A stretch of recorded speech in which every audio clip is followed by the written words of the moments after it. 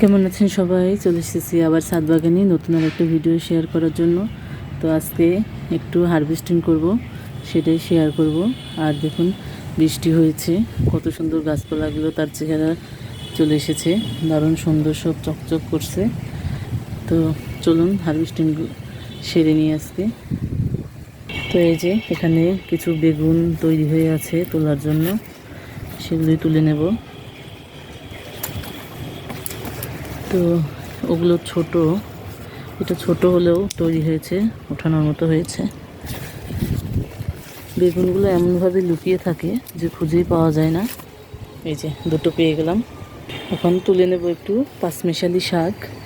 তো এই যে পাঁচমিশালি শাকের জন্য এখানে মিষ্টি আলুর শাক হয়েছে, সেই পাতাগুলো তুলে নেব একটু। তো পাঁচমিশালি শাকটা খেতে যে কত টেস্ট লাগে, তো যারা খান তারাই বুঝতে পারবেন। একরকম শাক খেতে তো একরকম লাগে, আর বিভিন্ন রকম শাকের যখন কম্বিনেশন হয় তখন এটার টেস্টটা অন্যরকম হয়ে যায়। তো মেঘ তো এখন ডাকছে আকাশে, দেখুন প্রচুর মেঘ।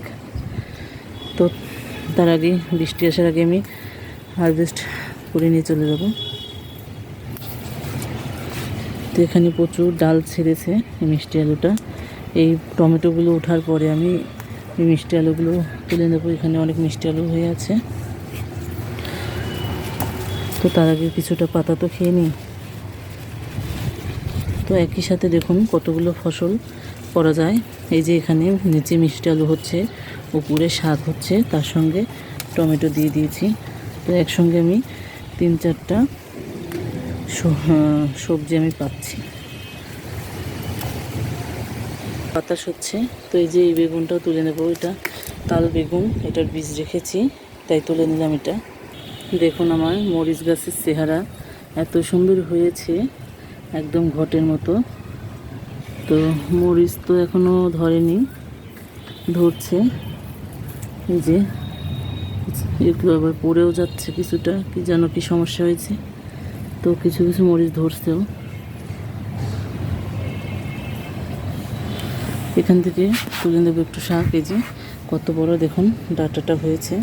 এই ডাঁটা আজকে তুলবো না, নাকি তুলেই নেব ভাবছি।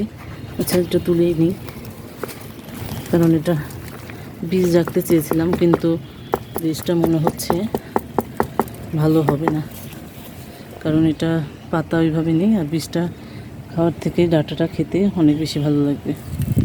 তো এটা শাকও পেলাম, সাথে ডাঁটাও পেলাম। এই যে তো এই যে এখানে দেখুন কত সুন্দর শাক আবার বেরিয়ে গেছে। এর আগে তো আপনাদের দেখেছিলাম এখান থেকে শাক হারভেস্ট করে, যারা দেখেছেন তারা তো জানবেন। তো এই জন্য এখান থেকে আবার নতুন করে পাতা দেখুন বের হয়ে গেছে। এখান থেকে অনেকটা শাক আমি হারভেস্ট করে নেব। এরকম শাক আপনারা যদি পুরোটা না তোলেন, তো একবার করে খাবার পরে দেখবেন আবার করে এখান থেকে নতুন পাতা বের হয়ে যাবে, এবং অনেক শাক একই জায়গা থেকে পাওয়া যায়। তো এই পদ্ধতিটা অবলম্বন করলে একই সাথে আপনি অনেকবার একটা গাছ থেকে ফসল তুলতে পারবেন। তো এর সঙ্গে যে এটা কী শাক বলে, এই শাকও হয়েছে, সবই তুলে নেব। তো এরকম অর্গানিক শাক একমাত্র নিজের বাগানে পাবেন, অন্য কোথাও এটা পাবেন না, এবং এর স্বাদও পাওয়া যাবে না অন্য কোথাও, একমাত্র নিজের বাগানেই সম্ভব। দেখুন এখান থেকে এক মুঠো শাক পেয়ে গেলাম আমি। তো এই যে আমার এখানে এই গাছটার মধ্যেও একটু আমি শাক দেখতে পাচ্ছি, তো এগুলোও তুলে নেব, ছোট ছোট শাক।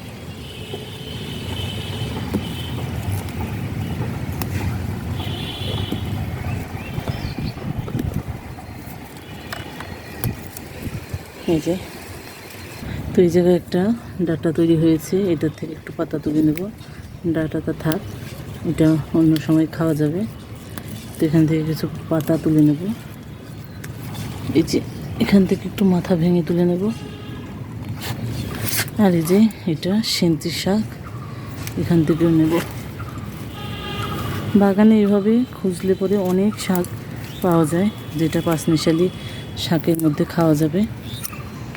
এখানেও ডাঁটার শাক হয়ে আছে, এগুলো তুলে নেব।